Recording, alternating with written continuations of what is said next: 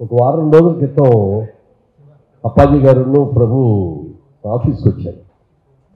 ఏమంటే మేము ఫంక్షన్ చేస్తాం, ఆ ఫంక్షన్ మీరు గెస్ట్గా రావాలండి అని. మరి ఇవన్నీ చాలా బోర్ కొట్టేస్తుందండి, విపరీతంగా ఫంక్షన్కి వెళ్ళలేకపోతున్నాను నేను, ఐఎమ్ సారీ అని. అంటే కాదండి, ఇది మామూలు ఫంక్షన్ కాదు, సీనియర్ జర్నలిస్టులు అందరినీ కూడా ఒకసారి పిలిచి వాళ్ళందరినీ కూడా సత్కరించుకోవాలని ఒక మంచి ఆలోచనతో చేస్తున్నాం అనగానే నాకు చాలా నచ్చేసింది. ఎందుకంటే చాలా ప్రోగ్రాములు చూస్తాం, కానీ ఇది ఒక డిఫరెంట్ ప్రోగ్రామ్. మన సీనియర్ జర్నలిస్ట్ అందరినీ కూడా పిలిచి వాళ్ళు సత్కరిస్తున్నామండి. విజయలక్ష్మి గారు కూడా వస్తున్నారండి అన్నారు మెడ్రాస్ నుంచి. అంటే వీళ్ళందరినీ కలుసుకొని చూసి చాలా చాలా రోజులు అయిపోయింది. వాళ్ళందరూ చూస్తుంటే వాళ్ళు ఎంతో సంతోషంగానూ ఉంది. జర్నలిస్టు ఇప్పుడు కూడా మేము చేసే కార్యక్రమాల్లో మీరు వచ్చి కూర్చొని మీరు వాళ్ళ దీన్ని భుజస్కంధాల మీద వేసుకొని అద్భుతంగా చేస్తూ అందరినీ సత్కరిస్తున్నందుకు మనస్ఫూర్తిగా అభినందనలు అప్పాజీ గారికి, ప్రభు కూడా. ఇది నేను చాలా సందర్భాల్లో అన్నాను, మా తెలుగు జర్నలిస్టులు చూసి మేము గర్వపడతామండి. ఎందుకంటే ఒక మిత్రులాగా ఉంటాం. జర్నలిస్టులను ప్రొడ్యూసర్ అవ్వచ్చు, ఆర్టిస్ట్ అవ్వచ్చు, టెక్నీషియన్స్ అవ్వచ్చు, అందరితో కూడా చాలా స్నేహభావంతో ఉంటాం, ఫ్యామిలీ మెంబర్స్ లాగా ఫీల్ అవుతాం. సినిమా తీసిన తర్వాత కూడా ఆత్మీయులైన జర్నలిస్టులు పిలిచి ఒకసారి సినిమా చూడండి, ఏమన్నా మీ సలహాలు ఏమైనా ఉంటే చెప్పండి అని చెప్పి ఫైనల్ కటింగ్ ముందు చూపించేవాళ్ళు. వాళ్ళు సినిమా చూసి ఇక్కడ లాగుతుందండి, ఇక్కడ కొంచెం కట్ చేస్తే బెటర్ అండి, ఇది బాగుంది, ఇది తీసేయండి అని చాలా మంచి సలహాలు ఇచ్చేవారు. ఆ సలహాలు చాలా వరకు కూడా మేము పాటించేవాళ్ళం. ఏదైనా ఇంటర్వ్యూలో ఏదైనా మాట్లాడుతూ ఏదైనా ఒక మాట, ఎందుకంటే ఆ ఫ్లోలో మాట్లాడేటప్పుడు కొన్ని తప్పులు కూడా మాట్లాడవచ్చు. ఏమంటే అది మీరు మాట్లాడేది వద్దులేండి, అది తీసేద్దాం అని అట్లా మంచి సలహా ఇచ్చేవారు. కానీ వాళ్ళ రోజున ఇంటర్వ్యూలకు వెళ్ళాలంటే చాలా భయం వేస్తుంది. మనం అన్నీ ఒక 90% చక్కగా మాట్లాడి ఎక్కడో చిన్నది, ఏమంటే ఇది ప్రెస్లో కాదు, ఇది సపరేట్గా రండి అని ఏదైనా చెప్తే నెక్స్ట్ డే అదే హెడ్డింగ్, అదే హైలైట్ చేయటం, అదే 100 సార్లు ప్రోమోస్లో వేయటం చూస్తుంటే భయం వేసేస్తుంది అన్నమాట. హెడ్డింగ్ పెడతారు, చాలా నెగిటివ్ హెడ్డింగ్. అందులో చూస్తేగా ఇంటర్వ్యూలో చదివినా అదే ఉండదు. ఎందుకే ఇలా చేస్తారు, మా పరువు ప్రతిష్ట ఏమైపోతున్నాయని చెప్పి వేడుకోవాల్సి వస్తుంది. చాలా ప్రోగ్రామ్స్కి చూసి నిర్ణయాలు తీసుకోవాల్సి వస్తుంది. అలాంటి పరిస్థితి వచ్చేసేవాళ్ళు. మరి ఇవాళ పాత జర్నలిస్టులు ఎంత బ్రహ్మాండంగా ఉండేవారు, ఎంత నాలెడ్జబుల్గా ఉండేవారు, ఎంత విమర్శనాత్మకంగా మరి సలహాలు ఇచ్చేవారు అని చూస్తే ఇప్పుడు జర్నలిస్టులు లేదు, అది చాలా కొద్ది మందిలోనే ఉంది అని చెప్పడానికి బాధతో చెప్తున్నాను. అది వాళ్ళు విమర్శించాలని చెప్పడం కాదు, కానీ బాధతో చెప్తున్నాను. హిందీ జర్నలిస్టులు చూడండి, సినిమా జర్నలిస్ట్ని అందరూ కూడా ఎల్లో జర్నలిజం ఎక్కువ. అది కావాలని మరి చేయించుకుంటారో నిజంగానే ఎల్లో జర్నలిజమో తెలియదు, కానీ ఎల్లో జర్నలిజం మనకు చాలా ఎక్కువ. తమిళనాడులో అంతే, అందరం తమిళనాడు నుంచి వచ్చిన వాళ్ళమే కదా, ఇదివరకు ఇండస్ట్రీ అంతా అక్కడే ఉన్నాం. తమిళ ఇండస్ట్రీలో కూడా చూస్తే ఎల్లో జర్నలిజం చాలా ఎక్కువగా ఉంటుంది. కానీ ఇన్నేళ్లలో మన తెలుగు జర్నలిజంలో ఎల్లో జర్నలిజం వారికి రాలేదు అంటే that is the pride of our journalism. అంత మంచి ఇవాళ కూడా అలాగే ఉన్నారు. కానీ ఇప్పుడు వచ్చిన జర్నలిస్టులు లేట్గా వచ్చిన వాళ్ళకి ఇంటర్వ్యూ చేయడానికి అని వస్తారు, చాలా క్వశ్చన్స్ బ్రహ్మాండంగా వేసేవారు ఇదివరకు. ఆ క్వశ్చన్స్కి సమాధానం చెప్పాలంటే ఆలోచించి మరి చెప్పాల్సి వచ్చింది. కానీ వాళ్ళు వచ్చిన వాళ్ళు అడుగుతాంటే చాలా నవ్వు వస్తుంది అన్నమాట. ఏమన్నా మీరు ఏ ఊరండి, సినిమాలకు ఎలా వచ్చారండి, మీరు చిన్నప్పుడు అవ్వాలని అనుకున్నారా, అడగాల్సిందే. నిన్న 4 రోజుల క్రితం ఒక ఆయన ఫోన్ చేసి ఇట్లా సాంస్క్రిట్ని సెకండ్ లాంగ్వేజ్గా చేయాలని అనుకుంటున్నారని దాన్ని ప్రచారం చేస్తున్నా, మీరు కూడా వస్తే బాగుంటుందండి అన్నారు. ఐఎమ్ సారీ అండి, ఎవరికోవద్దు, నేను రానండి, దానికి ఎగెనిస్ట్ నేను. Sanskrit is a wonderful language. ఆ లాంగ్వేజ్ని ఎంతమందికి తెలుసు మనకి?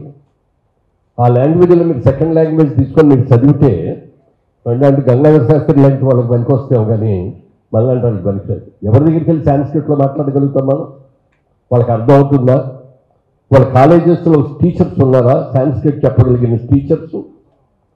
ఎందుకు తీసుకుంటున్నారా మీరు అని చెప్పి స్టూడెంట్స్ అడుగుతుంటే ఒకటి చెప్తున్నారు, సరే ఎలా రాసిన మార్కులు వేస్తున్నారండి దాని సాంస్క్రిట్లో. క్వశ్చన్ పేపర్ కాపీ కూడా రాసేసినా కూడా మాకు 90 మార్కులు 100 మార్కులు ఇస్తున్నారండి. మాకు టోటల్ లెక్కేసుకునేటప్పటికి పర్సంటేజ్ 1000కి ఎన్ని వచ్చాయని చూస్తుంటే మాకు అది అడ్వాంటేజ్ అవుతుందండి అన్నారు. ఇదివరకు రోజుల్లో ఒక్క లెక్కల్లోనే 100కి 100 మార్కులు వేసేవారు. ఇంగ్లీషు తెలుగు ఎంత రాసినా కూడా 60% మించి మార్కులు వేసేవారు కాదు. ఎందుకండి అంటే అది అంతేనండి అన్నారు. ఇవాళ రోజున సాంస్క్రిట్ మూలంగా ఎక్కువ మార్కులు వస్తాయని అనుకునే వాళ్ళందరికీ కూడా వాళ్ళని అన్నికాన్ని కాదు కానీ ప్రభుత్వం ముఖ్యంగా లాంగ్వేజ్లో తెలుగులో రాస్తే ఎందుకు 100కి 100 మార్కులు, ఇంగ్లీష్లో రాస్తే ఎందుకు 100కి 100 మార్కులు వెయ్యాలి కదా.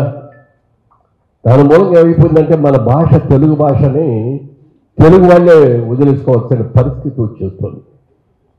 దయచేసి అది కూడా అందరూ ఆలోచించి మీ పితృకులు మీరు కూడా విమర్శించండి. వాటి గురించి దాని యొక్క అవసరం గురించి చెప్పండి.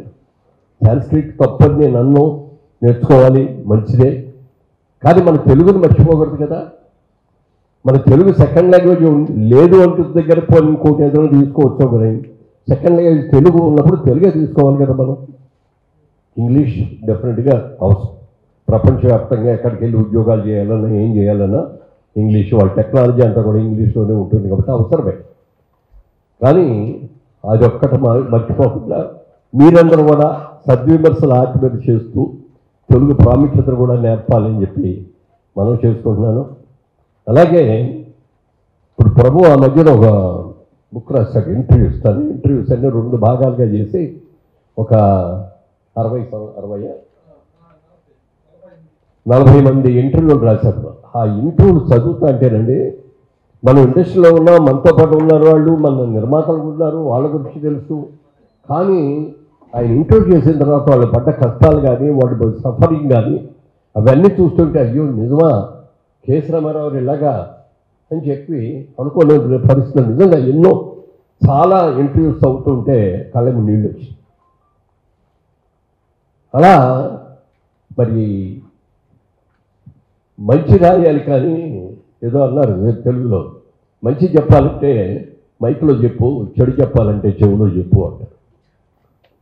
కానీ మరి ఈ జర్నలిజంలో కూడా మరి తప్పులు మంచి మాటలు రాయకుండా స్క్రోలింగ్ వేసేసి రిపీటెడ్గా దాన్ని 1 తప్పు ఏదో అంటాం, మాట్లాడేటప్పుడు ఫ్లూయెంట్గా మాట్లాడేటప్పుడు చిన్న మిస్టేక్స్ వస్తే దాన్ని కట్ చేసి తీసుకోవడం. మీరు చెప్పినంత అది ఉంది తీసేయండి, ఇంకోసారి తెద్దాం, ఇంకోసారి తెస్తామని చెప్పి తీసుకుని వెళ్తాను.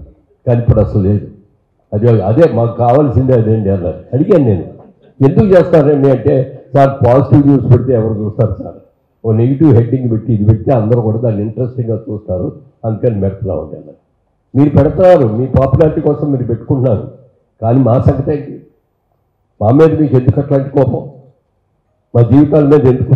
ఎన్నో అడిగారు. ఒక రోజు మా అబ్బాయి మా తమ్ముడు కూడా అన్నారు, ఎందుకు నాన్నగారు ఆ ఇంటర్వ్యూలు ఇస్తారు మీరు, లేనిపోని కాంట్రవర్సీలు వస్తున్నాయని. ఎట్లా ఇవ్వకుండానేమో ఉండలేము.